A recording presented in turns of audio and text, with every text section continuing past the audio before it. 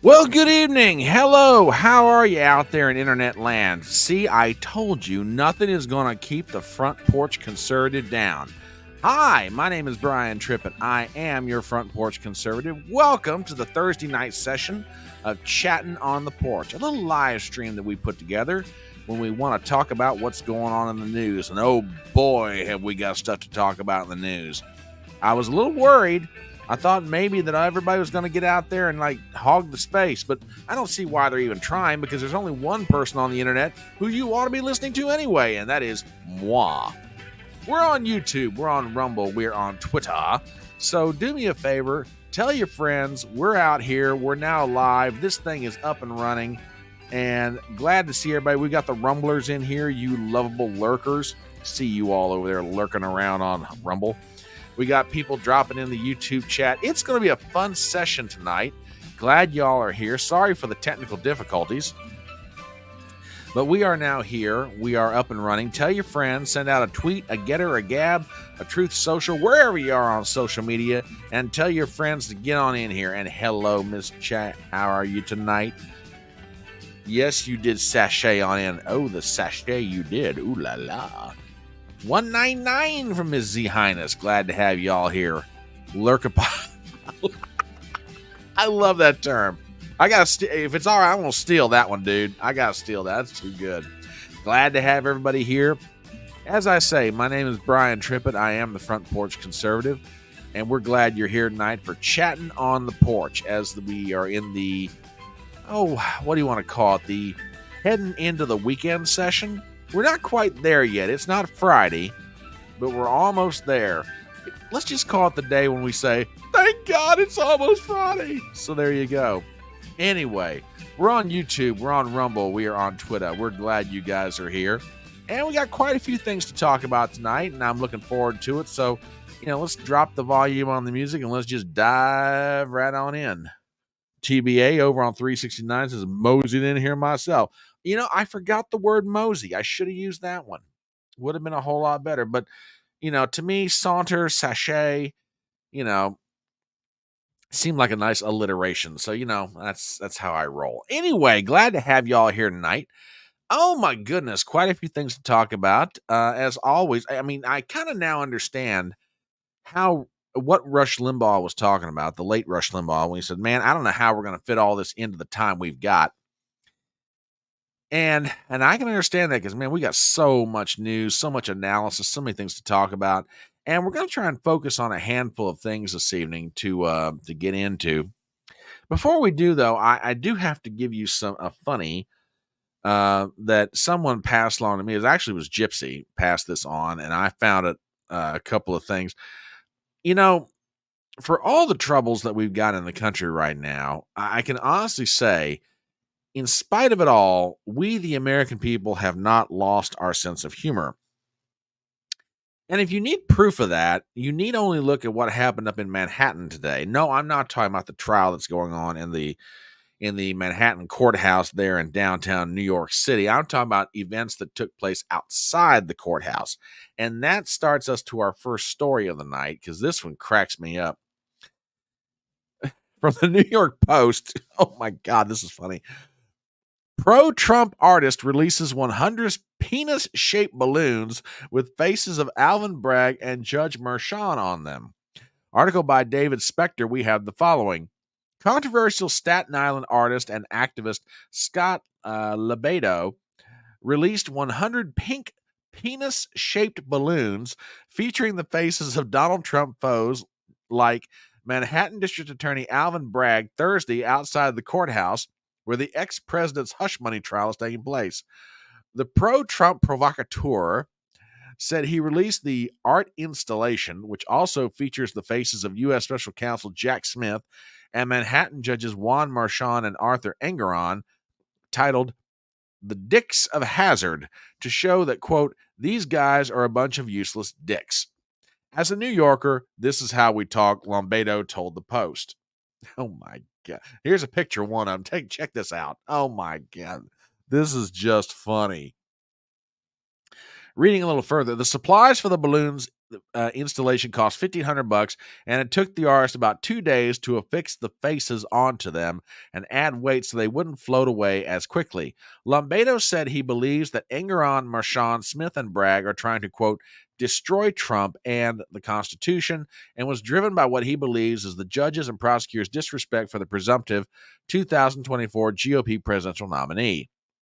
Smith has brought charges against Trump in multiple federal cases involving New York election interference and mishandling of classified documents. Now, if you're wondering what this spectacle may have looked like, I'll show you. And this is rather funny. And I got to thank Chrissy Mayer for putting this on her Twitter feed. I found it there, and I'm borrowing it from her. So, Lady Mayor, a tip of the fedora to you tonight. Anyway, check this out because this is just funny as could be. I love it. Yeah, I love it. Pics. Look at this. Out of the courthouse. Look at this. Oh, I love it. There's Engeron. Oh my God, this is funny. Oh my God, perfect timing. There's oh shit. The guy going right with this. Whose face is over? Somebody's face is over. Oh, I love it.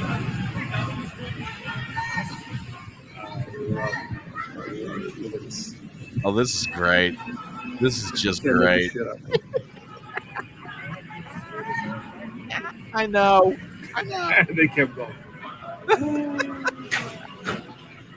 See, there's one of Jack. That's Jack Smith, the one right there in the Oh, foreground. it's Alvin Bragg's face on the balloons. You got Bragg. Some of it at least. Oh my God, this is funny. Alvin Bragg is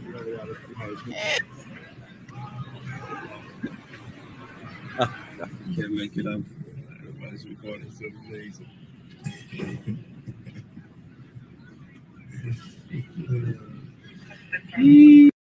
Oh, that's just hysterical. Oh my gosh. Yeah, exactly, Admiral. Exactly. And a lifting of the glass to you, sir. Glad that. Yes, we all love Chrissy Mayer. And by the way, I mean, not that she needs my help, but if you're not subscribed to Chrissy Mayer's YouTube channel, if you're not following her on social media, do so. The young lady is absolutely one of the most hysterical comedians in America today, and just a genuinely good person. So help her out in any way you possibly can. She's a sweetheart. Yeah, I know. No gloves. Yeah, exactly. Oh my gosh. Yeah. Gypsy forwarded that information to me, and I was like, oh gosh, that's too daggone funny. We cannot but not laugh at this tonight. So there you go. There's the show opening. Hi, YouTube.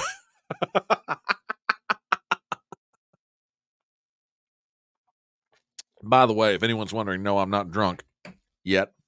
Anyway, we got quite a few stories tonight to talk about. We're glad you're here with us. WWG1 said, I thought this was a family-friendly show. Now, it is a family-friendly show. It is. I'm trying to lighten the mood because there's a lot of ugly going on in the world. Zippy over on Rumble says, Stater is fried on the zero-turn mower. Okay. Yeah, all in the family, TBA says, you may be right. So, Zippy, I am not saying that part. I am not saying that the balloons need blown. Okay, I am not doing that.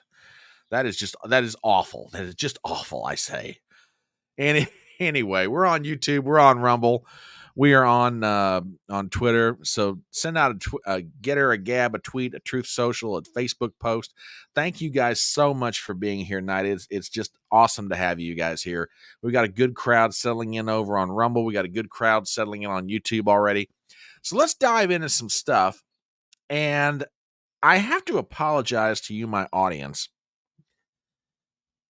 Something came out by way of some news the other day, which kind of goes to what I and other people have been talking about on social media now as it relates to the 2024 election. We were looking at a poll that came out of Virginia. I think this was 2 nights ago, maybe. Yeah, I think it was Tuesday night. We were looking at a poll coming out of Virginia that was done at the behest of a call it family values group, if you will. And it was polling the race in the state of Virginia, and it showed that Joe Biden had a 1-point lead statewide in the Old Dominion. And I had presented that to y'all as evidence of what I and other people have been talking about, and that there is a decided shift from 2020 till now. And it's showing up in all kinds of places. It's showing up in New York State. It's showing up in Virginia. It's showing up everywhere. Now, with the understanding of the caveat that just because there's a shift in polling results in favor of Donald Trump, that doesn't necessarily mean he's going to win the state where the shift is taking place. However, in some states, the shift is big enough, it just might swing it. And that takes me to a poll that came out of the state of Minnesota done by Survey USA. This was done about a week ago. The results got released Tuesday. And it shows Joe Biden leading Donald Trump. Let me give this emphasis. In Minnesota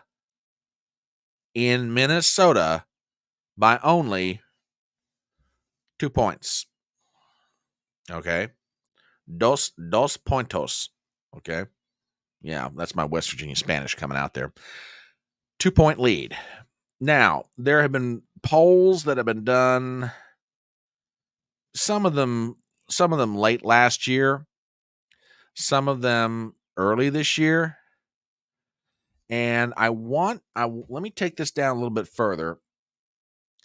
And I want to show you what I'm talking about. Survey USA, on behalf of a TV station, out in Minnesota, has been doing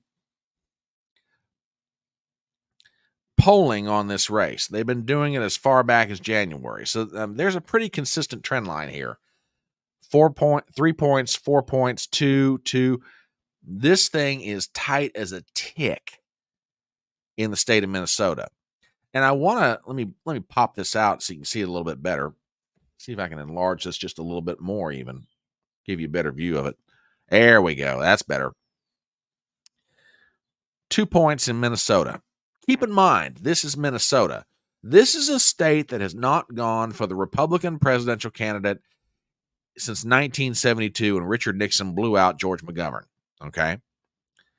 The closest person was probably Ronald Reagan in 1984. And the only reason that Walter Mondale won is because Reagan went to his people and said, look, let Mondale have it. It's his home state.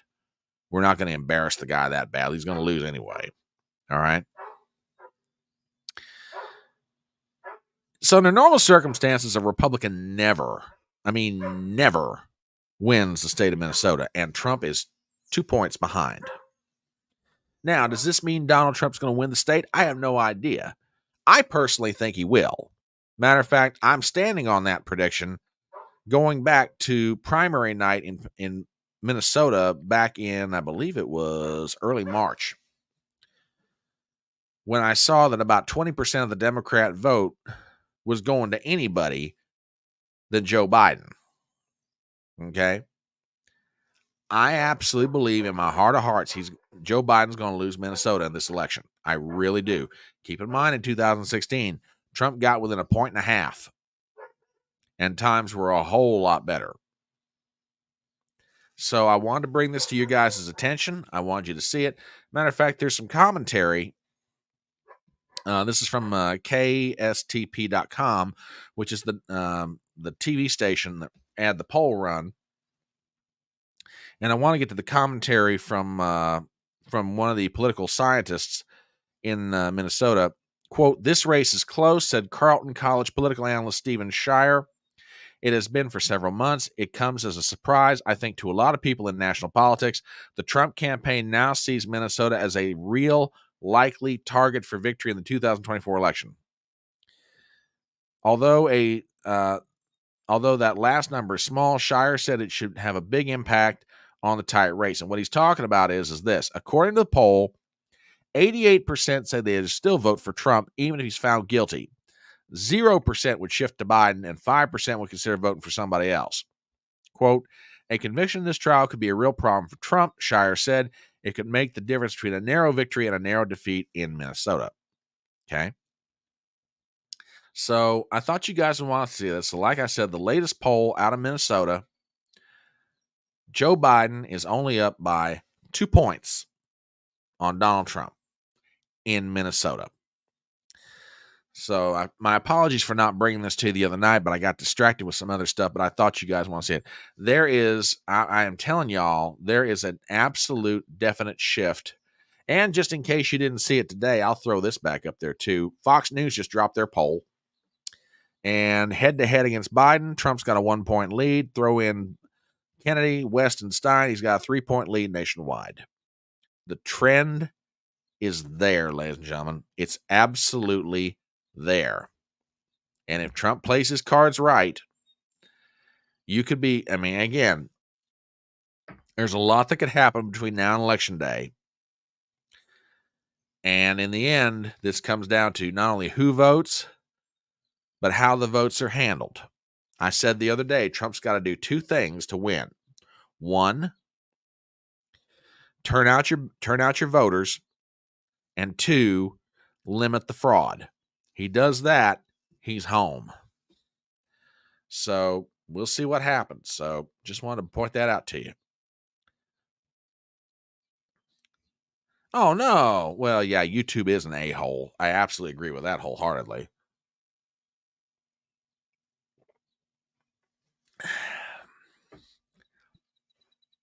WHV1 says, do you remember in 2016 when every poll told us Trump would lose? Why are these polls any more accurate? Fair question. Absolutely fair question. Here's my response, and here's my point. It's not necessarily that I'm saying the polls are more accurate. I'm just saying there is a shift around the country, and it's showing up in different places. Virginia, Minnesota, etc. Like I said, that's not necessarily guaranteed that because there's a shift to Trump, he might win that particular state. I think in some cases he will. I think Minnesota, I think it's gone for Biden. I really do. I absolutely stand on that one. But I'm just pointing out the shift is there and it's real. I'd love to see some more polling coming out of New Jersey right now. I really would. I think it's normally I would say it would be almost impossible to win a place like New Jersey, but after what I saw over the weekend, I'm starting to have second thoughts about that. I really am. I'm not saying it'd be easy, but it's not impossible. Not in this environment, not right now. So let's shift gears a little bit and talk about something we teased this the other day, and that is the testimony of one Bob Costello. Now, if you did not see this yesterday, I will refresh everybody's memory on this or get you up to speed. The House of Representatives held a committee hearing, and it was a special committee, the Committee on Weaponization of Justice. And like I said last night, normally I think that Republicans in Congress are otherwise useless, with a number of exceptions, okay? But they did do something useful yesterday in that they called some people to testify, and they absolutely dropped some truth bombs. And probably the biggest truth bomber of the bunch was Bob Costello. Now, we teed up some of what he did yesterday, and we teased it. And I said that we'd get into it more tonight. So with that in mind, I want to play about 5 or 6 different clips from Bob Costello. And what he testified to in his first 7 minutes before the Committee on the Weaponization of Law in America, if he actually goes up to New York City and Trump's people call him to the witness stand, the case is more or less over. I mean, there's some other clips we're going to play here in a little while that absolutely I think are going to show how much water Alvin Bragg's case has taken on up in Manhattan. And believe me, when you see these, you're going to be shocked if you haven't had a chance to see him today. But let's start first with who is Bob Costello. So with that in mind, we have the following. Do me a favor, check this out. Thank you. My name is Bob Costello. I've been an attorney for 51 years, and I'm the former assistant U.S. attorney in the Southern District of New York, where I was deputy chief of the criminal division. I am not now, nor have I ever been, an attorney for Donald Trump, any of his family members, or any of his businesses. I've represented quite a number of high-profile individuals, but never Donald Trump. During the period April 2018 to July 2018, I represented Michael Cohen. Okay, so no connection to Trump, never represented Trump or his businesses or any of Trump's family members. However, there was a period when Bob Costello, former member of the Justice Department and a lawyer in private practice, represented Michael Cohen. So that leads us to our next clip. And here we go in 3, 2, 1. Today, I can talk to you about what Michael Cohen told my law partner and me, because Michael Cohen waived the attorney-client privilege. Now, that's important. And as y'all know, y'all are a very smart audience. I've said you're the smartest audience on the internet, and I'll stand by that going to the grave. Y'all know exactly what he means. If you have hired an attorney, privilege covers what you guys talk about. Cohen signed a piece of paper, waived the privilege. Okay? So let's get back to what he's talking about here. At the request of the U.S. Attorney's Office for the Southern District of New York. Okay, now, how is it that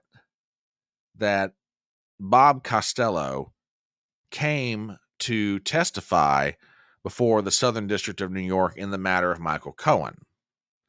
This is an interesting story. Do me a favor, check this out. The reason was Michael Cohen had pled guilty to 8 felony counts in the Southern District and was seeking to lessen his sentence. And he thought he could be clever by going into the U.S. Attorney's Office and lying about cooperation.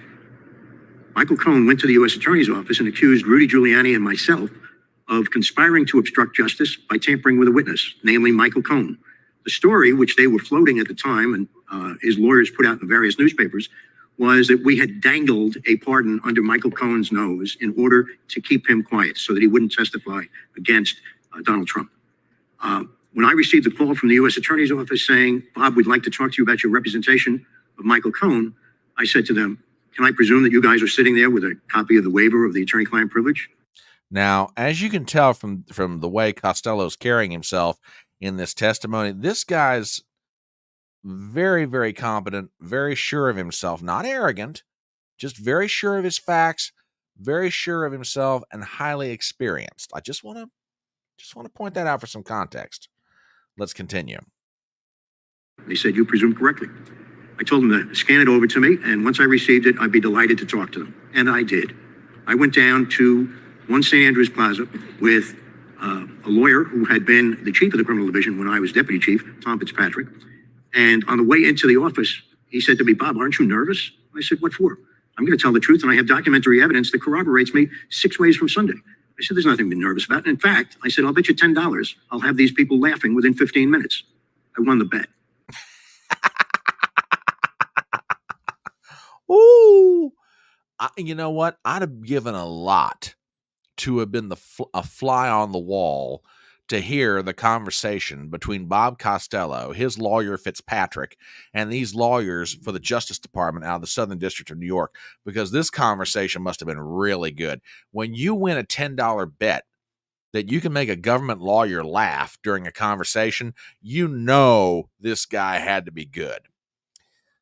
So I want to take it forward a little bit, and I want Costello to describe for you his first meeting with Michael Cohen, because I think you're going to find this to be very interesting, because Costello has a pretty good insight into his client, and I think you'll be not too surprised, but kind of surprised the way Cohen was acting the first time that his lawyer, Bob Costello, met him. So with that sets our next clip. At the Regency Hotel, at his request, and there's email correspondence that show this, We went up there. I'd never met Michael Cohen before. I didn't have any idea who he was or what sort of problem he was in. I saw this guy in a conference room at the Regency Hotel marching back and forth like a tiger in a cage. He was absolutely manic. He looked like he hadn't slept in 4 or 5 days. And he kept on, he knew my partner, Jeff Citron, for 10 years. I didn't know the guy. He kept on pounding on the table throughout his speeches that day. Guys, I want you to know, I will do whatever the F I have to do. I will never spend 1 day in jail. He had to say that at least 10 times, maybe 20. It was his constant litany as he walked back and forth. Okay. So Michael Cohen is telling these lawyers, and particularly Bob Costello, I'm not going to go to jail. I'll do whatever I've got to do. I am staying out of jail. The Justice Department is after Cohen on 8 different counts, which, by the way, none of them related to Trump. And he is absolutely manic. He hasn't slept in days, or looks like he hasn't. He said he's admitted he thought about jumping off the roof of the hotel he was at. I mean, this was bad. Okay. Now, keep in mind, Bob Costello, our erstwhile lawyer here, has never met Cohen prior to this, or at least that's what he says. So it's at this point that Costello gives his soon-to-be client a piece of advice about what he ought to do. And here, now this runs about a minute, but I want you to listen to this because everything he says in here is about as smart as it can be. Check this out. So I said, Michael, sit down. We need to discuss what's going on here. He told us about the raid, that his offices had been raided, his home had been raided. And he said, I didn't do anything wrong, guys. I don't know what they're looking for. And I said, Michael, the people in the Southern District of New York are very smart people. They got a search warrant for a lawyer's office. You can't do that just by going to the U.S. attorney. You need to go to Maine Justice and get approval from Maine Justice. You need to show them that you have proof that a crime has been committed and that the evidence of that crime is going to exist at the site to be examined. I said, so Michael, these people think that you did something wrong. Okay, so we understand why the Justice Department through the Southern District of New York is trying to go after Cohen. They think he's done something wrong, yada, yada, yada. Let's continue. What is it? I said, this is protected by attorney-client privilege, and it was until he waived the attorney-client privilege. I swear to God, Bob, I didn't do anything wrong. Now listen to what he just said that Cohen told him. I swear to God, Bob, I didn't do anything wrong. Let's continue. In fact, I'm cooperating with the special counsel. I'm cooperating with Congress. Of course, he forgot to tell us that he lied to Congress, but that was part and parcel of the way Michael Cohen is. So I sat him down and I said, look, Michael, clearly here, you're not the target. Nobody's ever heard of Michael Cohen, but you are the lawyer for President Trump, and clearly that's their target. Okay. Now that sets up the last clip that we're going to take a look at as it relates to Costello. This clip runs about 1 minute and 12 seconds. And as astute as y'all are, and as smart as you guys are, please, please, please, I beg of you, pay attention to the story that Bob Costello tells here. Listen to what he says Michael Cohen told him. And let me explain to you how things work. When they get a search warrant, they're looking to gather evidence. They already have evidence against you for something, but you haven't told us what it is. And they are going to roll over you. You're just a bump in the road. Their target is Donald Trump. So I want you to think carefully now. And by the way, up to this point, he had told us when he introduced himself to us that 2 nights before, he was on the roof of the hotel, of the Regency Hotel, seriously considering jumping off, committing suicide, because he couldn't handle the pressure of the legal problems that he saw coming his way. And what he wanted to find out from us that day was his escape route. That's what he called it. Guys, you have to tell me what my escape route is. What can I do to get out of this? Okay. Cohen's looking for some way out. He's scared. He's trapped. He's manic. He's everything else. Now listen to what happens next. And I did. My obligation as a lawyer at that point in time was to explain to him what his options were. Clearly, one of his options was to cooperate. And I said to him, I said, Michael, the way this works is if you have truthful information about Donald Trump, that's clearly what they're looking for, I can have all your legal problems solved by the end of the week. Okay, now listen to this. His response, I swear to God, Bob, I don't have anything on Donald Trump. What? I'm backing that up. I want you guys to hear this again. This is what Cohen told Costello. Costello was Cohen's lawyer. Listen to this very carefully. His response, I swear to God, Bob, I don't have anything on Donald Trump. I said, Michael, I want you to think carefully about this. I probably came back to this subject 10 or 20 times during the 2-hour period. Every time I brought it up, every time he answered, I swear to God, Bob, I don't have anything on Donald Trump.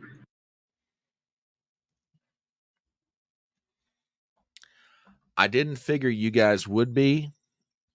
I didn't figure you would be surprised. And over on Rumble, we have some internet royalty. Forest Mommy is here, Miss Jessica Finsky. Good evening, Miss Jessica. Glad to have you here, darling. Always wonderful to see you here, and glad you're in the audience tonight. I have nothing on Donald Trump. This is back in 2018. This is what Michael Cohen is telling his attorney, Bob Costello, in the confidence of lawyer-client privilege. I've got nothing on him. Bob Costello keeps pounding this point.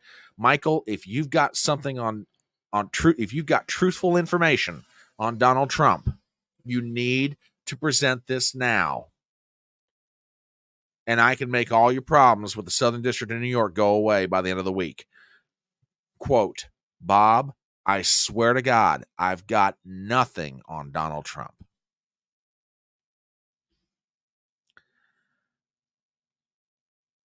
Folks, I say put Bob Costello on the stand up in New York and end this. When the defense is allowed to present their case, I mean, look, I'm not Todd Blanche. I'm not part of the Trump legal team. I'm not an insider with the Trump campaign, although frankly they ought to let me talk to him because I can give him some really good advice. He says modestly. But if I were advising their legal team or I were one of the lawyers, I'd get Costello's ass up to New York City and I'd put him on the stand. Everything he just said, I'd have it under oath and I'd have it in front of the jury. Because that 7 minutes of testimony would bury Alvin Bragg's case. Whatever the case is, who the hell knows? Because no one can figure it out. No one can figure out what the hell this case is. Hell, I'm not even sure Alvin Bragg can figure out what the hell it is. But whatever this case is, that testimony right there buries him.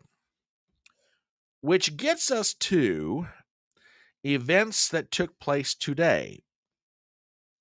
And before we look at some of the video clips, I'm in a good mood this night. I'm in a good mood. I found a clip. I found a funny. I'll share it with you guys. I think you'll enjoy it. So as y'all know, several prominent members of Congress, particularly Republicans, have been going up to New York City to try and show some solidarity with Mr. Trump, or former President Trump, I should say. And a group of them were outside the courthouse in front of the microphones, and one of them is a congressman from Tennessee, Andy Ogles. And he got off probably one of the best comments of the day. I want you guys to check this out. I think you'll find it to be funny. My colleague from the great state of Tennessee, Andy Ogles. You know, if I started a story with a convicted felon and a hooker walk into a bar, you would immediately know that it's a joke. Well, that's what we have here, a joke of a trial. We have. So a convicted felon and a hooker walk into a bar. Well, you know, there you go. Okay, granted, you know, Richard Pryor, he ain't, but it ain't a bad joke either. You get my point? Okay. So for the second day, Michael Cohen is being cross-examined by Donald Trump's lawyers. And ladies and gentlemen, from everything that I'm hearing, it was an unmitigated disaster for Alvin Bragg and the prosecutors bringing this case against Trump. Now I can just see y'all Democrats and y'all liberals out there right now just like, oh yeah, another Trump guy saying it, propaganda. Yeah. Oh no, my friends. Don't take my word for it. For all you lefties out there that watch my channel, and I know you do, you just won't admit to it. For all you lefties out there that think I'm exaggerating this, let me show you the reactions from some of the folks at CNN and MSNBC. We start with the inestimable Anderson Cooper, And this was, I guess, just after trial recessed for lunch. You've got to hear this. I'm going to play about 3 or 4 clips because the reaction that Anderson Cooper had to what happened today is just priceless. So do me a favor, check this one out in 3, 2, 1. Here we go. The last 20 minutes of court today, right before the lunch break, it was incredible. I mean, it was, Ellie Honig on my program last night had talked about, on a cross-examination, lawyers want to kind of put the witness in build a box around the witness and then slam it shut. That's what Todd Blanche did to Michael Cohen. Oh, God. Yeah, build a box around him and slammed it shut. Oh, it gets better, folks. Check this one out.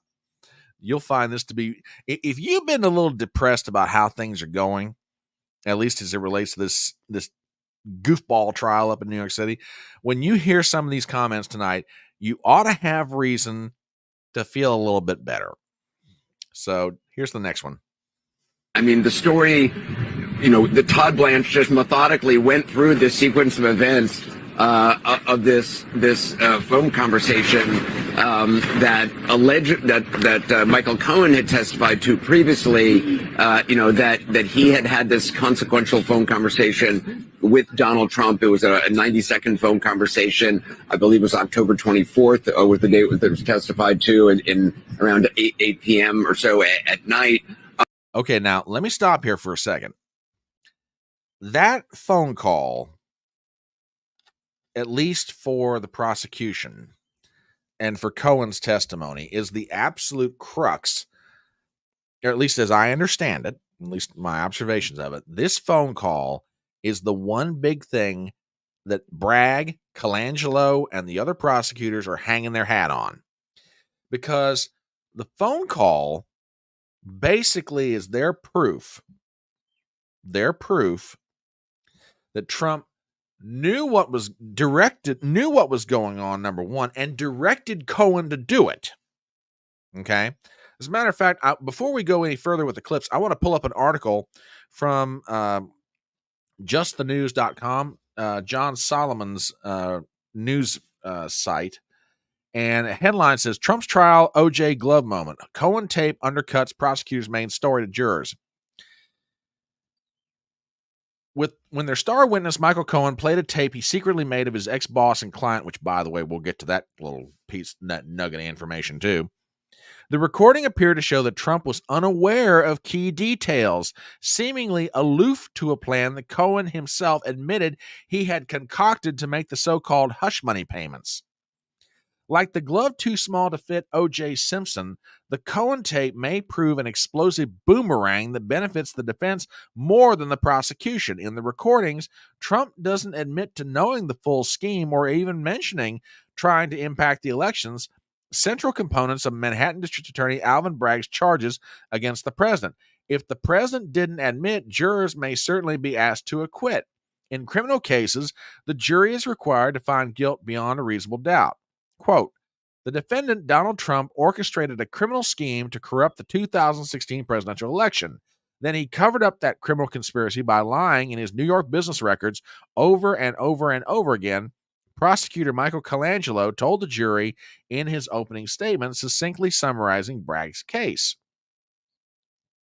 Cohen, widely considered to be the star witness of the district attorney's case, testified differently, claiming his former boss was a micromanager who would expect updates on his work.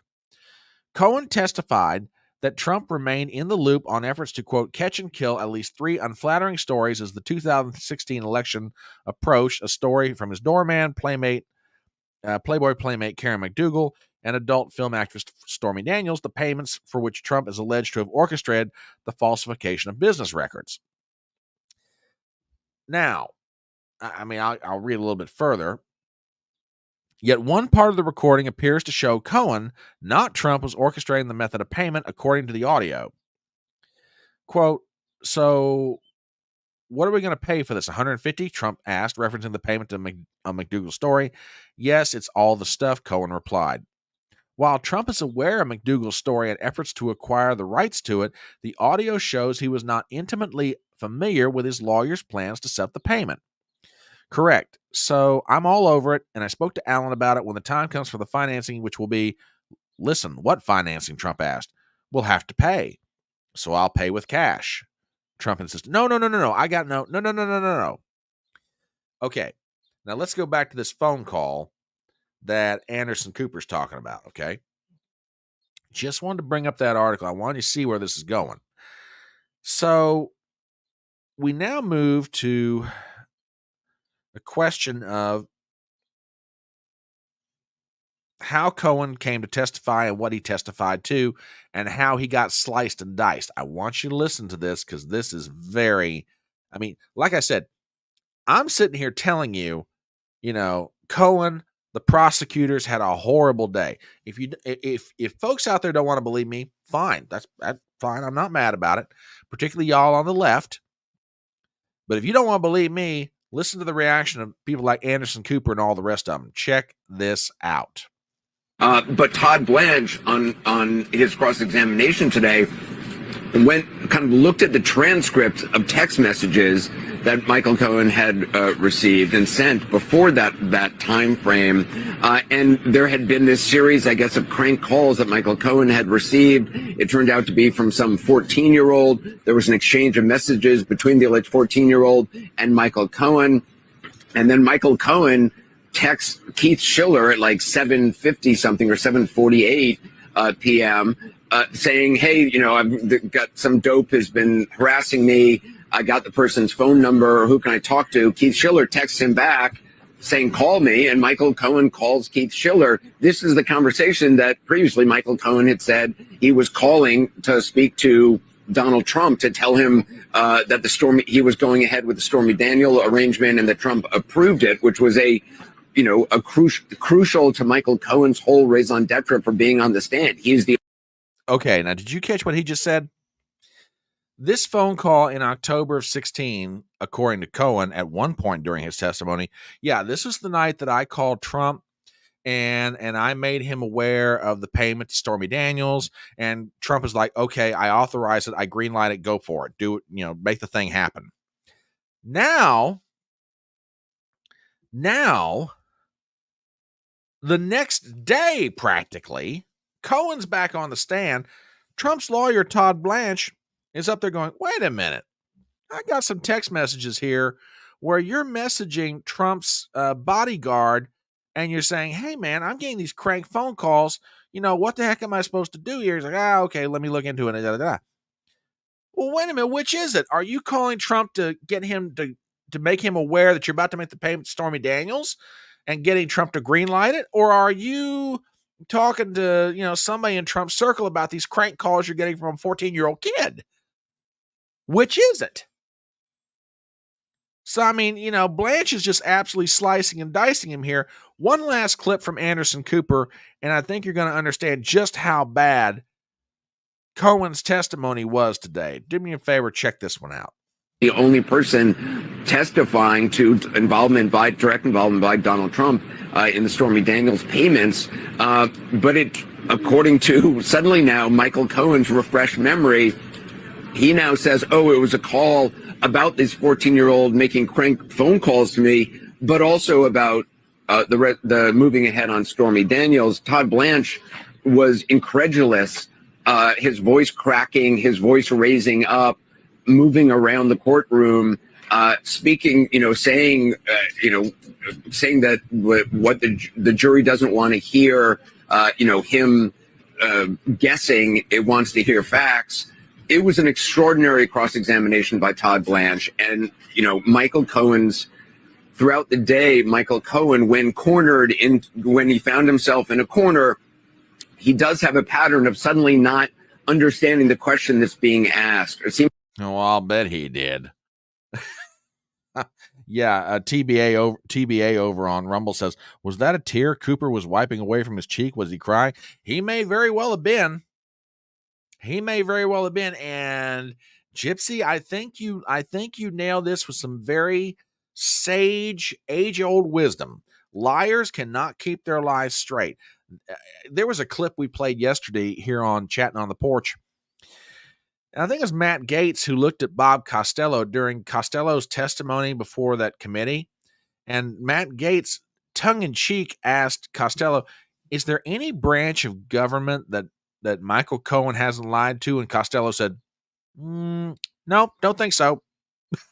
I mean, good grief. I mean, this is insane. Oh, but it gets better. It gets absolutely better. Absolutely better. Ellie Honig, who was talking to Anderson Cooper, and Cooper had a couple of more things to say about this. This clip runs about 1:39. I'm going to play just part of it for you, but the upshot of it is, Ellie Honig, who's one of the legal analysts over at CNN, asked Anderson Cooper, what do you think about it all? This is Anderson Cooper's summation. Having just witnessed that piece of cross-examination, do you have doubts that conversation happened the way Michael Cohen testified on his direct examination, that he called Trump insular? I think it's absolutely. I think it's devastating, for Michael Cohen's credibility on this, in this one particular topic, whether it's, he just didn't, it's hard to, I don't know. Yes, I think if I was a juror in this case watching that, I would think this guy's making this up as he's going along, or he's making this particular story up. Todd Blanchard. Okay, well, this particular story, Anderson, is the crux of the whole thing. Keep in mind what Trump is being accused of. It's any number of things in combination that makes up this case. Donald Trump knew these stories were out there. He had, allegedly had sex with Stormy Daniels, had fooled around with Karen McDougal, whatever. Okay. And he knows that if these stories come out, it could hurt him going into the election. Michael Cohen goes out there, makes the arrangements, and pays for the silence of these individuals with NDAs, non-disclosure agreements. And Trump, through the Trump organization, records the payments back to Cohen, because Cohen paid it out of his own pocket, records the payment as one thing, whereas according to Alvin Bragg, Michael Colangelo, and everybody else involved in this screwball prosecution, which I don't think I'm being kind calling it screwball. In this screwball prosecution, they're saying, hey, these were campaign finance expenditures. You didn't report them this way. You were trying to cover it up. You influenced the 2016 election, yada, yada, yada, and on it goes. And now you've got the key witness for the prosecution is being sliced and diced up on the stand because he can't keep his story straight, number one. And number two, everything he is saying now is contradicting, I don't know, one version of it, two versions of it, who knows how many versions of this story Michael Cohen's got going out there right now.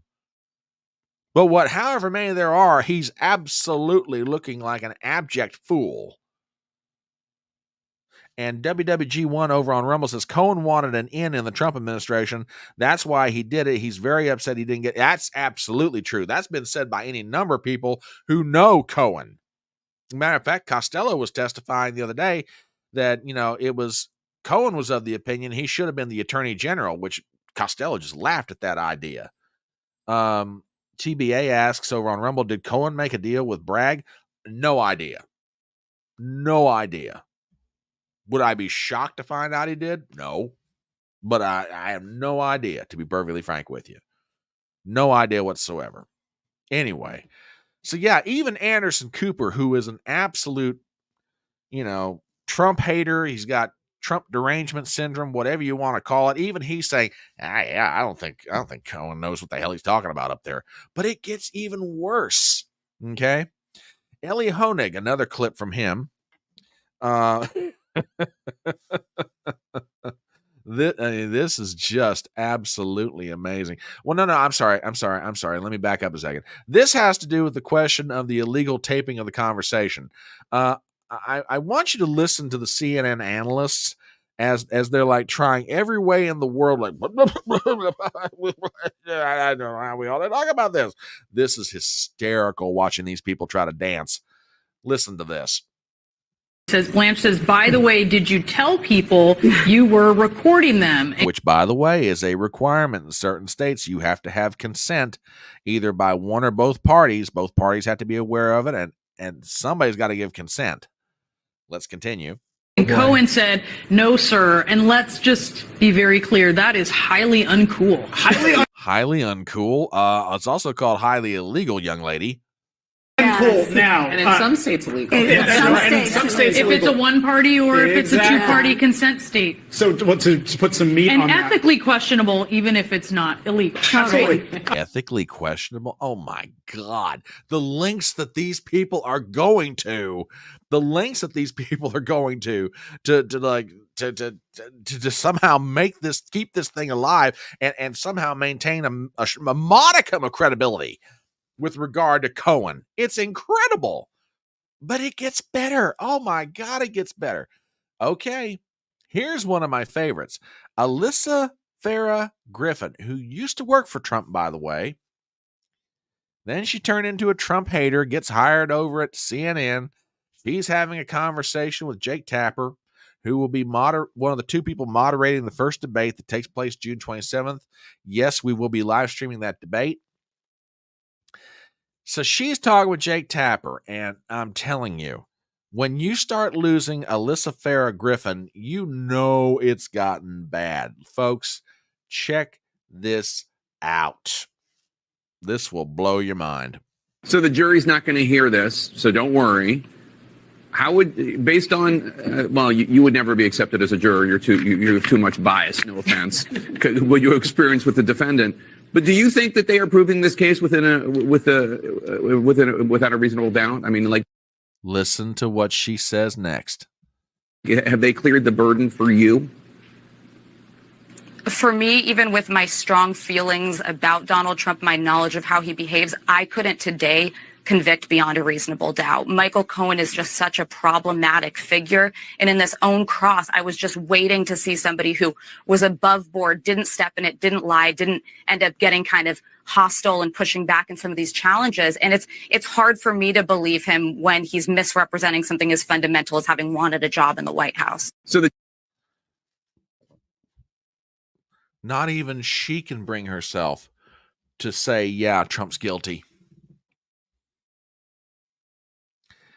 I mean, yeah, exactly. This is how bad it's getting.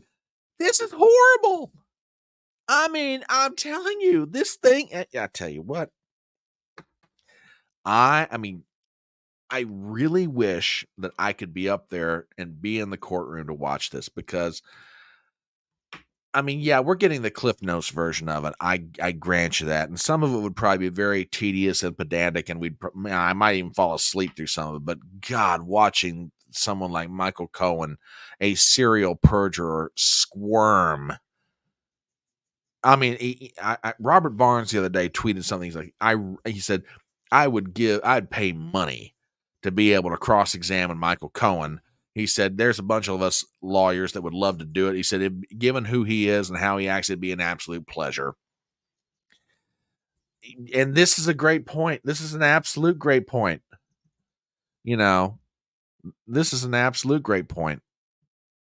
They are delusional. The case is tissue paper thin. They've got nothing here. And again, everybody knows I'm supporting Donald Trump for president. I make no bones about that, but I'm trying to be an honest broker here. This case is horrible. If Michael Cohen is the star witness for the prosecution, and this is the best you've got, a guy that is diplomatically speaking, shaky at best in how he remembers key details of his meetings with Trump and phone calls he had with Trump, and he's getting sliced and diced like this up on the stand. You know, it's just incredible. Absolutely incredible. WWG1 says, I would like to be a fly on the wall, but I don't really want to be a fly. Well, I mean, there's two problems with being a fly. One, you can get squatted, and two, you can wind up sitting on crap.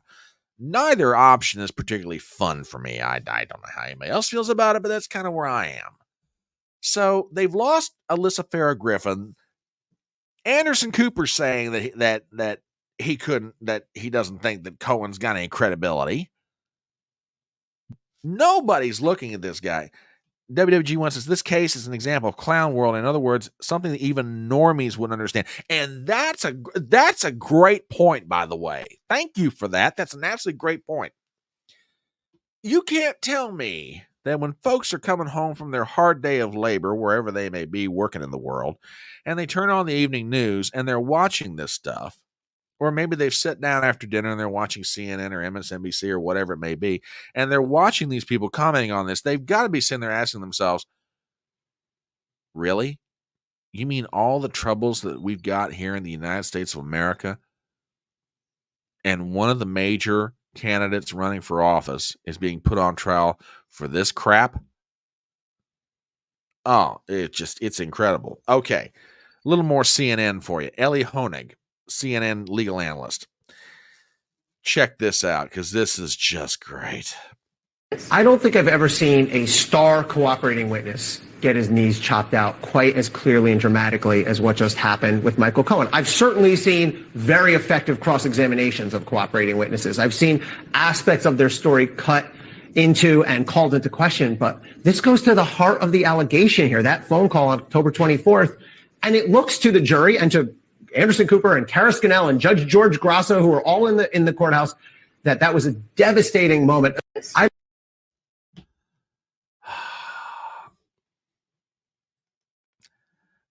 One more, and you know me, I'm an equal opportunity offender, so we've got something from MSNBC, and when it gets so bad that MSNBC is holding their nose, going, "Oh my God, this thing stinks."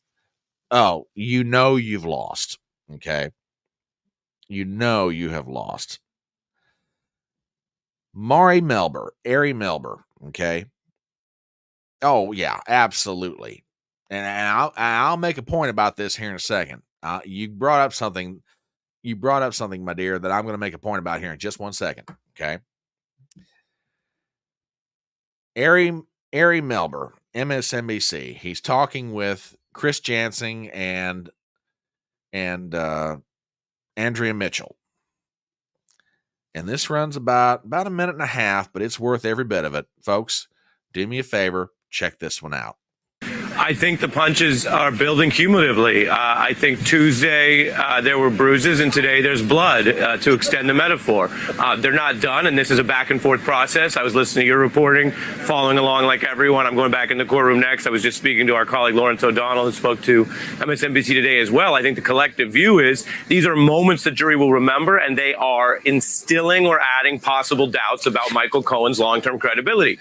As I think everyone knows by now who's followed the trial, the question isn't has he changed his mind and retracted things. Both sides agree on that. That's not in doubt. The question is, does this guy still lie?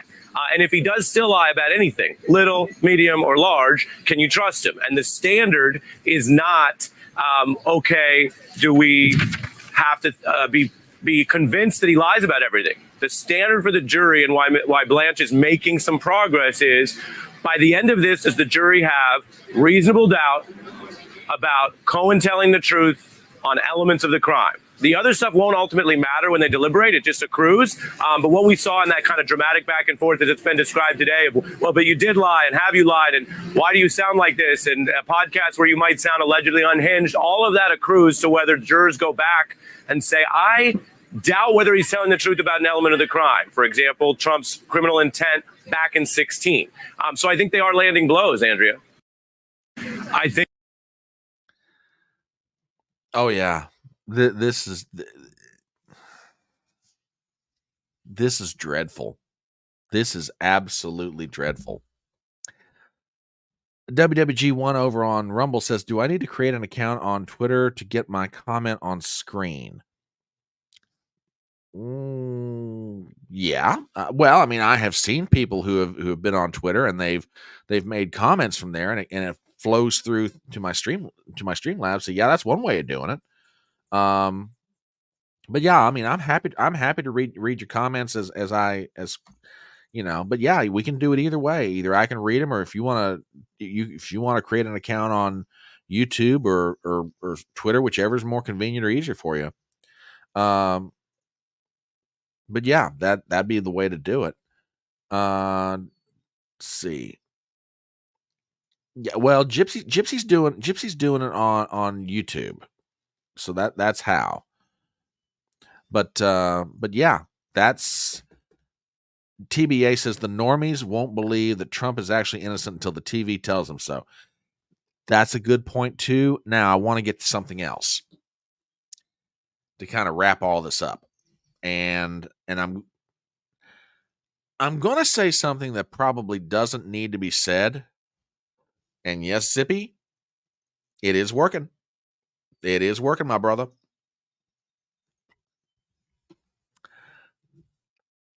I'm going to say something that probably doesn't need to be said given the discernment of this audience that watches this on a regular basis. But it needs to be said as a reminder, okay? Yes, the prosecution is getting sliced and diced so far by Trump's lawyers.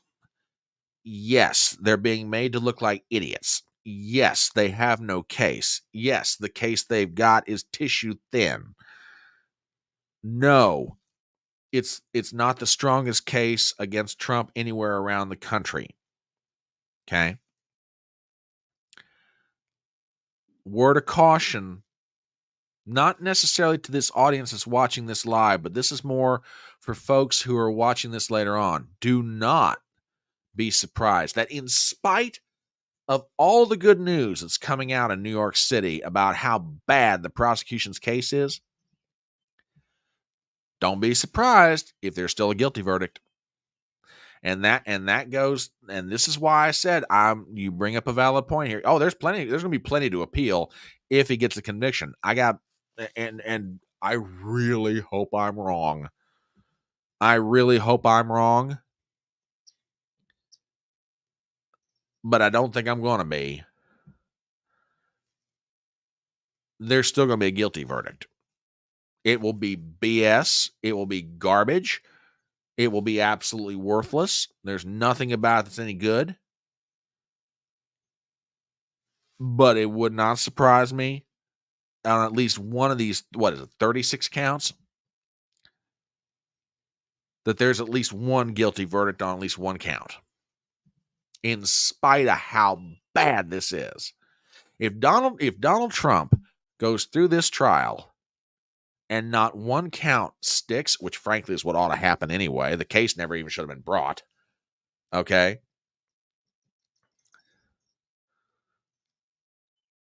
But if Donald Trump goes through this whole thing and not one charge sticks on him, oh baby. If you think this train is rolling down the track now with momentum behind it for Trump, get ready because it's about to find another gear. There's only two things left that could potentially mess him up before Election Day. And again, this is working from the assumption that nothing happens out of this trial. There's only two other things that can mess him up. Who he picks for his vice presidential candidate, and if he performs poorly in this June 27th debate that's coming up with President Biden. TBA says there will be a guilty verdict and it will get appealed. These trials are for show so that Trump can show the people just how unjust the justice system is. Okay, I can agree with most of that. I really do. I really do. These Soros DAs are making Trump into a living martyr. Now, that's absolutely true. That is absolutely true. Normies, who was it? Was it over on Rumble? I think it's somebody on Rumble, and I think it may have been WWG1. I'm trying to find the exact comment. Hang on here. Yeah, no, it's TBA. Talking about normies won't believe it until the TV says he's not guilty. I don't know that I necessarily agree with that. Look, in spite of the fact that most people in America are, trying to just live their lives and make money to support themselves and their families and their kids, and they're trying to keep the roof over their head and food on the table and all that.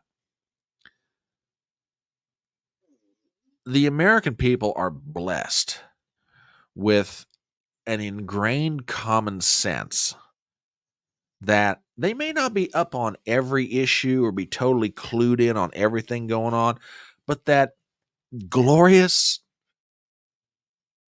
common sense that the American people are blessed with, a lot of times will get them through situations that they wouldn't otherwise be able to get through absent certain pieces of information. Okay.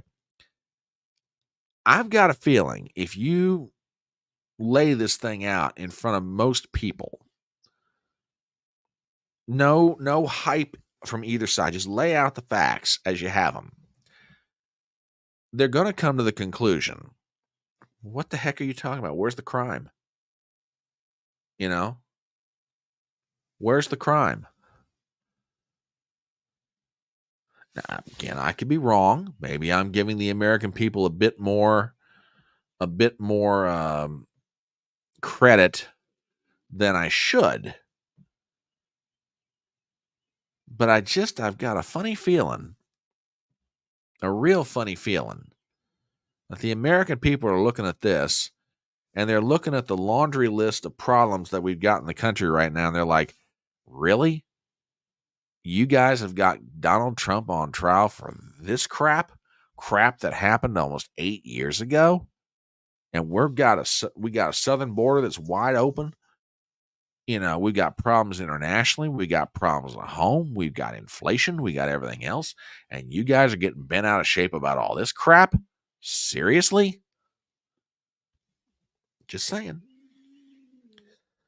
TBA says the American people have a strong sense of justice, and when they see an injustice served up to someone who does not deserve it, they are outraged. Bingo. There you go, brother. There you go. The crap that Trump is being tried for never happened. It's all just shite that's made up. You ain't wrong. You are not wrong, TBA. There you go. Anyway, tell you what, we're going to shift gears to a different story, which this one is kind of mind-blowing to me. And when y'all hear about it, I think you're going to understand why my mind is blown. But as we get ready to do that, I'm going to do a real quick commercial. If you just happen to be popping by, whether it's on Twitter, on Rumble, or on YouTube, my name is Brian Tripp, and I'm the Front Porch Conservative. This is Chattin on the Porch. We get together about 3 or 4 times through the week to talk about items in the news. Sometimes we have some guests on here for interviews. We try to make this stream fun. We try to make it informative. We try and let everybody have as much of a say as we possibly can. And, we've got a wonderful audience. We've got a really core, great group of people. And you guys are truly, and I mean this, I know I always say this, but I truly mean it. You guys are just amazing as an audience. And if you're not a subscriber to my channel, please do me a favor. I've got a channel on Rumble and I got a channel on YouTube. Please subscribe to both. Hit the bell for notifications, and most certainly tonight, hit the thumbs up button. I mean, I will freely admit to not being the best live streamer or broadcaster or whatever term you want to use these days for whatever it is I'm supposed to be doing. But, I'd like to think I do pretty good work. So if you wouldn't mind, hit the thumbs up button and, subscribe to the channel. I would genuinely appreciate it. As I jokingly say all the time, we are a going little concern here. I'd like to be a going big concern. And we're always having fun or trying to, and we're always trying to improve the quality of what we do. So yes, absolutely. Smash that like button. You will not hurt my feelings in the slightest. Okay. Let us shift gears, because something else happened today up on Capitol Hill that, oh my God. It's sort of been going on for a while, and it's finally come to a head. WWG1 says, you concern me every time I watch you, Brian. Well, I appreciate the concern. I know that I'm a going little concern, and I appreciate your concern for my concern. So Much thanks. Anyway, I appreciate the joke and the comment. Thank you very much, WWG1.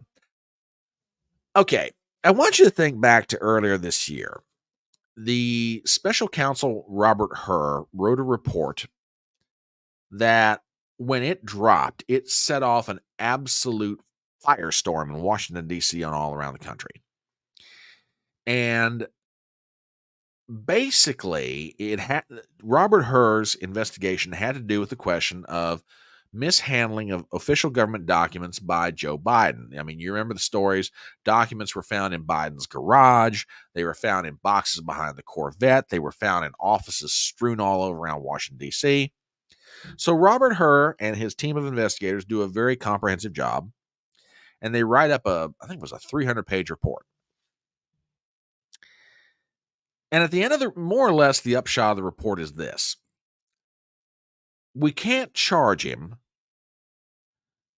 because if we do, we don't think any jury would convict him because they would simply view him as a well-intentioned old man who has trouble with his memory. And that one line out of 300 and some pages absolutely sent everybody up. Democrats, Republicans. Robert Hur was being called everything but a human being in certain circles. I mean, the left was PO'd with him. The right was PO'd with him. Everybody was mad for different reasons. Well, one of the upshots of the investigation was that Robert Hur's folks from the Justice Department had spent about 2 or 3 days with Biden. And in those 2 or 3 days, they recorded conversations with him. It was the recording of the interview with the president having to do with his testimony in the matter of the documents handling. So we're talking about 3 days worth of tapes here, okay? Well, one of the things that came out of the report when Hur dropped it, and by the way, I thought this was probably one of the more reasonable things that was requested. Because Biden came out and said, there's nothing wrong with me. My memory is fine. You know, look at my testimony, listen to the tapes, yada, yada, yada. Okay. And the Republicans said, okay, fine. Let's hear the tapes. So they requested the tapes of the interviews with Joe Biden from the Justice Department. They requested them back in February. They requested them again in March. They requested them again in April, and with the April request, they sent a strongly worded letter, one of those things that Republicans are great at doing, strongly worded letters. They're not great at getting anything done. They're not great at any effectual action, but they're great when it comes to strongly worded letters. They send a strongly worded letter to Merrick Garland, the Attorney General, and others at the Justice Department telling them, if you don't hand over these tapes, we're going to hold you in contempt of Congress. The same kind of contempt of Congress that people like Steve Bannon and Dr. Peter Navarro and Roger Stone and others have been found in contempt of, that contempt of Congress. Well, as of this morning, Merrick Garland and the Justice Department still haven't turned over the tapes of this conversation between Robert Hur's investigators and President Joe Biden. So the Judiciary Committee started marking up a bill that would have held Merrick Garland in contempt. And that leads us to our next story, which is from Breitbart.com. Headline. Now I got to tell you, the unmitigated gall that you're about to read will and will not blow your mind, because the reason that the Justice Department is saying they're not going to turn them over is the most laughable piece of hypocrisy coming or going right now out of Washington, D.C. This will absolutely blow your mind. Headline: Joe Biden asserts executive privilege to keep recordings of his special counsel interview from Congress. Article written by Wendell Husebo, we have the following. President Joe Biden asserted executive privilege on Thursday over his interview with special counsel Robert Hur to prevent Congress from obtaining his audio recordings. The House Oversight Committee scheduled a markup on Thursday to begin the process of holding Attorney General Merrick Garland in contempt of Congress for his refusal to hand over the recordings. Garland defied a final warning in April to comply with a subpoena for the audio of Biden's interview with the special counsel. During the interview, the president's interview with her, Biden, 81, experienced mental lapses and, quote, poor memory at least 7 times, according to a transcript obtained by Breitbart News. Quote, I am writing to inform you that the president has asserted executive privilege over the requested audio recordings and is making a protective assertion of privilege over any remaining materials responsive to the subpoenas that have not already been produced, Associate Attorney General Carlos Uriarte wrote to House Judiciary and Oversight Committee chairs Jim Jordan, Republican of Ohio, and James Comer, Republican of Kentucky. Now, it's the next statement.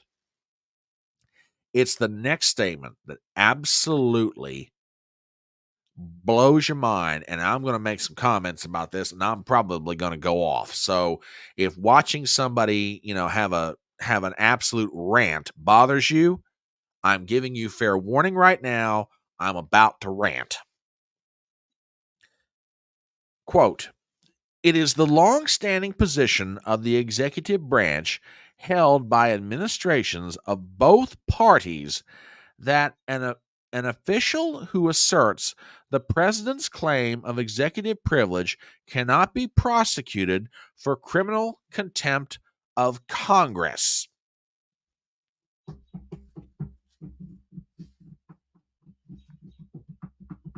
Let me read that again, in case you're not catching the import of this.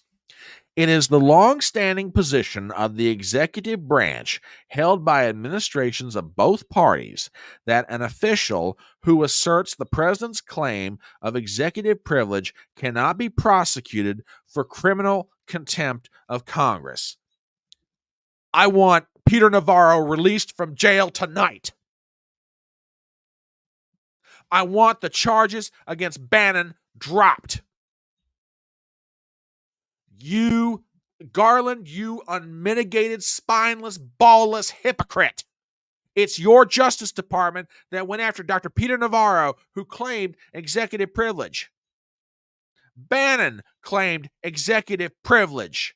And now you have the unmitigated gall to deliver like an errand boy to the Congress a message from your boss, Joe Biden, that Biden's claiming executive privilege over this stuff, with the unmitigated gall to say to them in a letter, long-standing position of the executive branch held by administrations of both parties that an official who exerts the president's claim of executive privilege cannot be prosecuted for criminal contempt of Congress. Then why the hell is Peter Navarro in jail? Why the hell were charges ever brought down against Steve Bannon? Why was he ever found guilty?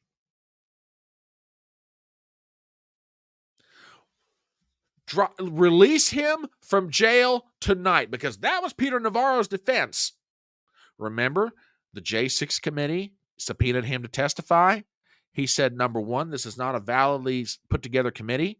You don't have minority members on both sides. And number two, I have executive privilege. I had conversations with the President of the United States. It's covered by executive privilege. I am under no requirement whatsoever to testify before the J6 committee. That wasn't good enough. Congress held him in contempt. Referred it over to Biden's Justice Department, which Merrick Garland runs. They ran a case against Navarro. They found him guilty, and now he's sitting in a jail cell, and he will not be out until July of this year. And the Justice Department's trying to lock up Steve Bannon before the election over the same thing. Garland, if you have any amount of a conscience at all, which I know you don't, but if you do, release Peter Navarro tonight and drop whatever and the charges against Bannon, drop them. Reverse his conviction.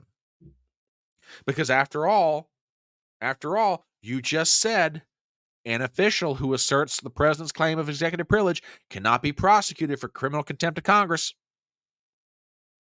So, bullshit. Which is it? Oh, I forgot. We have a two-tiered system of justice. My bad. I forgot. Guys like you and Biden's crackhead son can do whatever the hell they want. And all the rest of us plebes, we just get whatever you decide to give to us. I'm so sorry. What was I thinking? Oh, my God. Garland is indeed another puppet.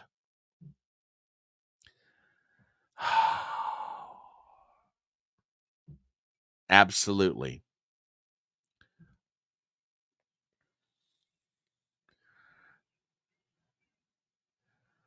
Just absolutely amazing. Just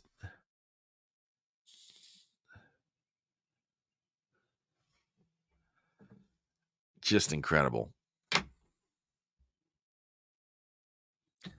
See if there's anything else. Yeah, let me go back to that article from Breitbart.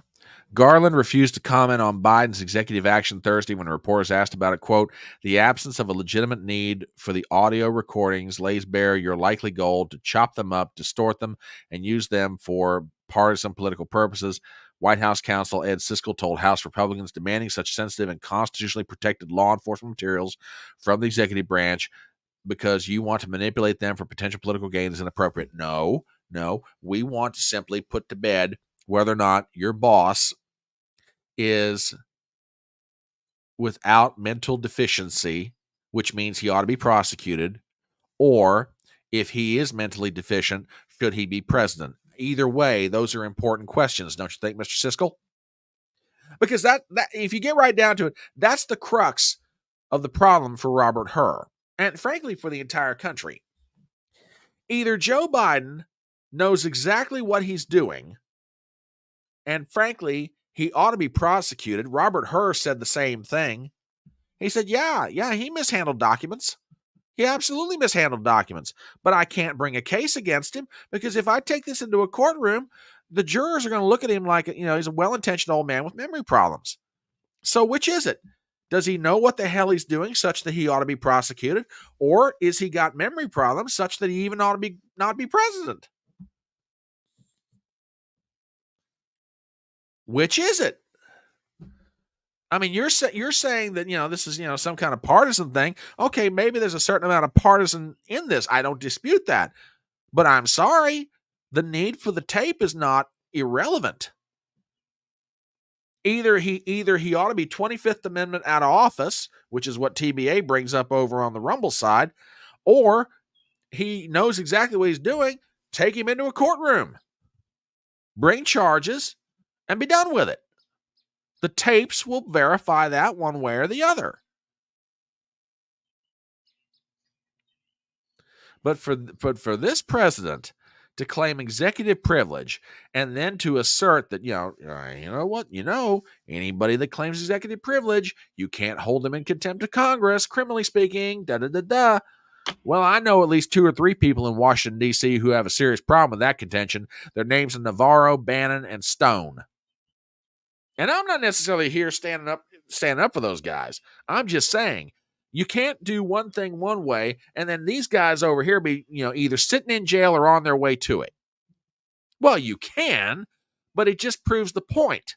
You Democrats out there, well, there's no two-tiered system of justice. I mean, everybody's treated the same way in America. Bullshit. And you damn well know that's a lie. And you just proved it one more time to the American people. So, thank you very much for proving exactly what we've been saying all along. There's a two-tiered system of justice, and here's a perfect example of how it works. One man is currently sitting in jail because he claimed executive privilege. You wouldn't recognize it. Another man's on his way to jail, possibly before the election, and Steve Bannon. He claimed executive privilege. You wouldn't recognize it. Now, your boss over here, we asked for some information from the Justice Department relating to questions about an investigation. Nope. Executive privilege. Absolutely unbelievable. Unbelievable. Oh. Couple more subjects real quick, and we'll call it a night. The presidential debate. I've got some thoughts about this, and I want to get into. Oh, it's very interesting times, TBA. Very interesting times, my friend. Very interesting indeed. Very much so.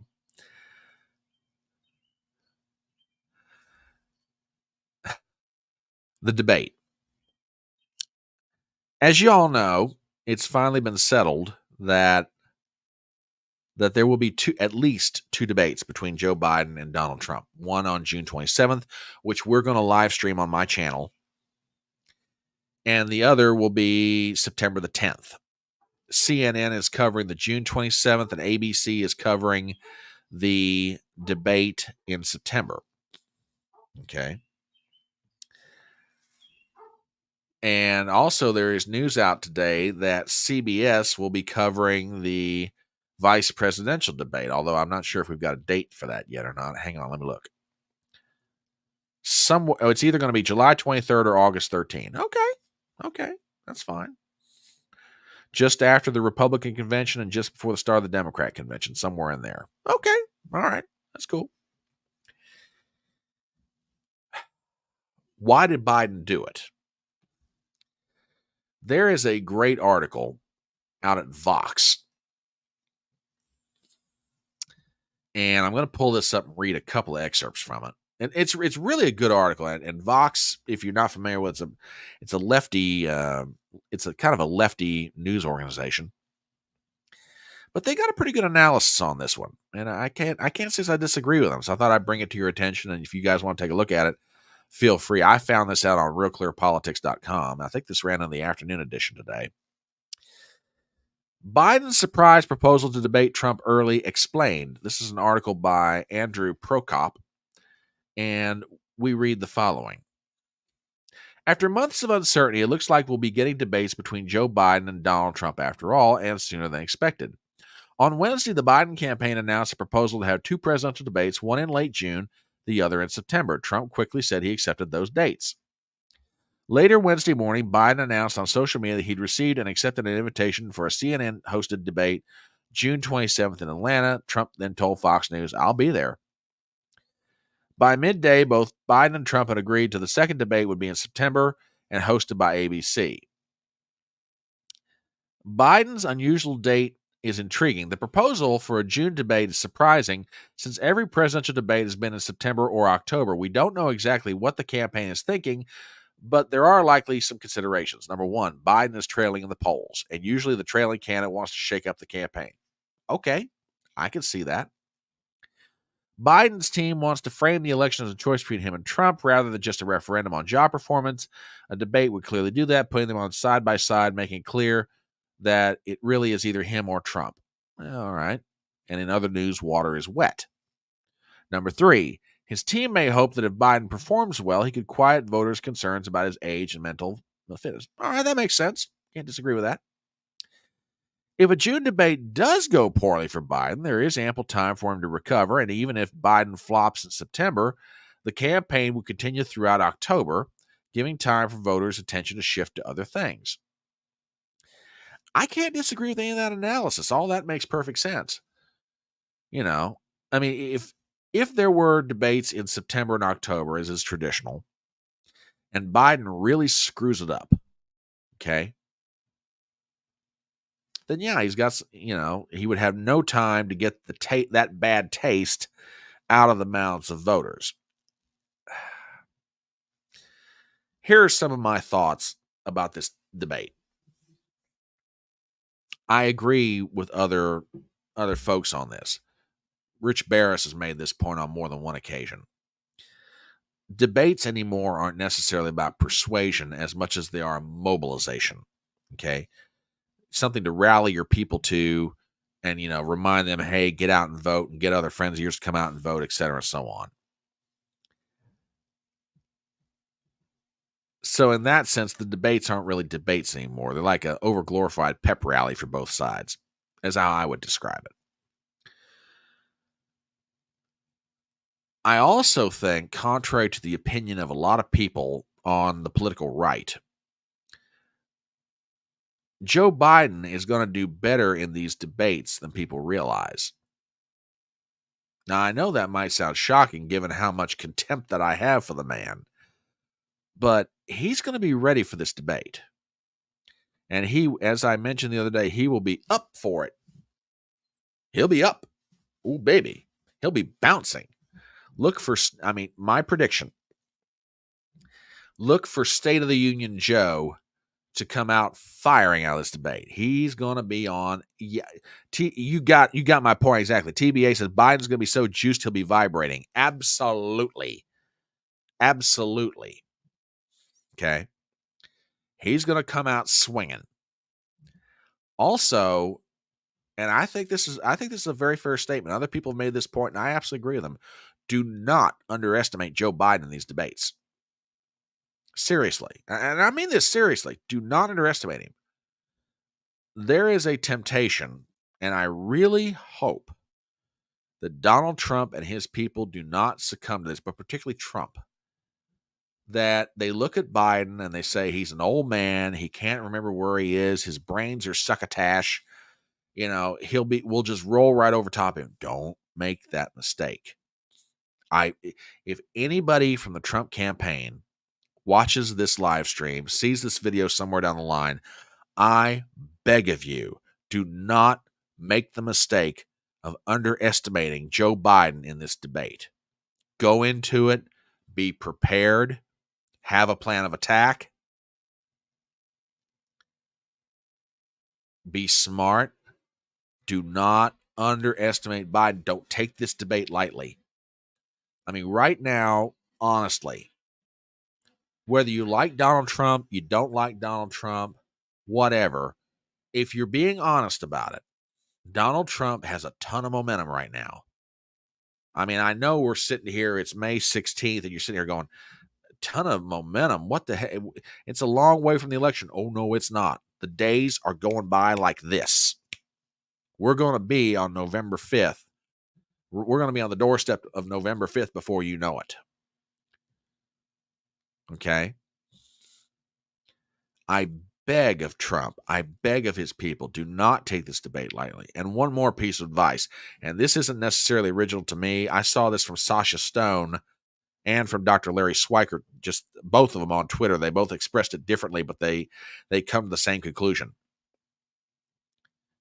It would be very easy for Donald Trump to act like Donald Trump the entertainer. Okay? In this debate. Don't do it. Don't take the bait. Donald Trump, the president, needs to show up. Donald Trump, a man cool, calm, and collected. Don't worry about trying to win every point. Make your points. Be presidential. Okay? If I could give any advice to Donald Trump going into this debate, all right, be Donald Trump, the president. Have complete command of your facts and stay on the facts. Make the debate about an argument. Make it about a referendum between Joe Biden's record and your record, and let the American people, if they are watching the debate to be genuinely persuaded, then make the debate the choice about Joe Biden's record versus your record. Make it a choice between Joe Biden on border security versus your record on border security. Your record on the economy, Joe Biden's record on the economy versus your record on the economy. Make it a contrast. Don't get into name calling. Don't get into insults. Don't get into any of that. Be presidential. Now, there's going to be the occasion for the zinger. I get it. And I'm not saying don't not be yourself. But if you're going to be anybody, if there's any aspect of your personality that's going to come out in this, be Donald Trump the president, not Donald Trump the entertainer. yeah, never underestimate your enemy. And a lot of people, and I'm not going to lie, a lot of people made that mistake with Joe Biden in 20. I was one of them. Okay. Don't underestimate him.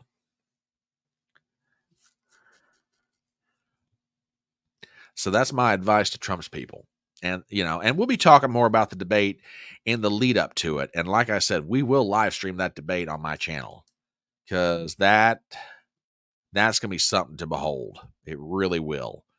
Normally, I don't know what kind of ratings that CNN is going to get for this thing, but given this is almost like,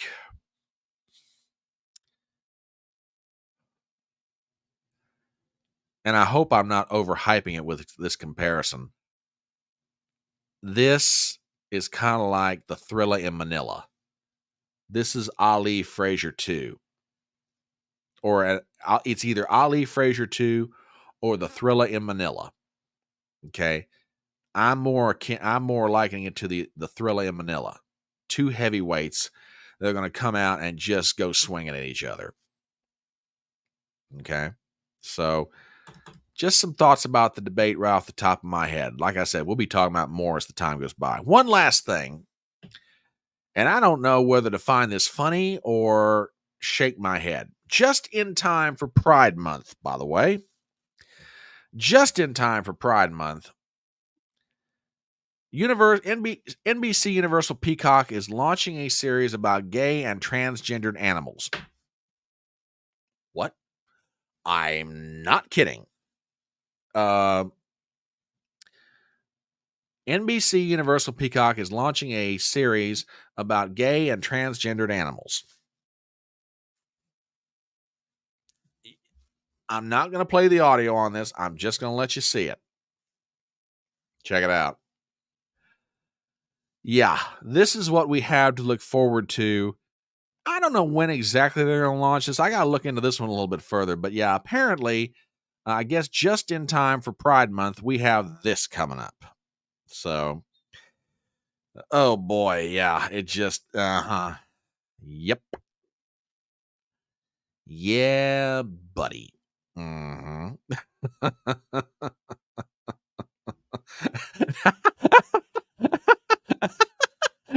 I'm reading TBA's comment. I'm reading TBA's comment over on Rumble. I just spit out my beer. I'm sorry. I did not mean that for to happen to you, dude. Okay. Shout out to Nina Infinity. I saw this and I went, no, this can't be true. But sure enough, apparently it is. Apparently it is. So yeah, we have that to look forward to as we head toward Gay Pride Month. It's like, oh my God. Crazy times. Anyway, that's all I've got for this evening's session of Chatting on the Porch. I want to thank everybody who's dropped in comments. I want to thank everybody who's here tonight. You guys are totally awesome. And in all fairness, I need to find a way to make it easier for people to see y'all's comments over on Rumble for you Rumblers. I think I've got an idea how to do that. So let me play around with that this weekend. And I think I've got a way to do it. Don't get me wrong, pursue everything, but let me see what I can do. I think I've got an idea.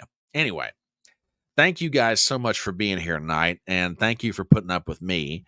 This is always fun. It's my form of cathartic release, and you guys give me a chance to do that. And you guys are just absolutely awesome as an audience. We're going to continue to grow this channel, or channels, as the case may be. So I want to thank you guys ever so much. And we will be back. I've got to see what's going on. I know that my great nephews have a travel baseball game Saturday, and I got to see how the tournament lays out. I don't know if we're going to be gone both days or just one day. But anyway, we'll find out for sure what's going on. We'll get it out to you guys and let you know about Front Porch Brunch. So we will be back this weekend. And be on the lookout. I've got a project I'm working on, trying to make it come to fruition. And if I can get everybody involved to commit to a day and time, we're going to have a very special live stream in the very near future with a whole bunch of guests.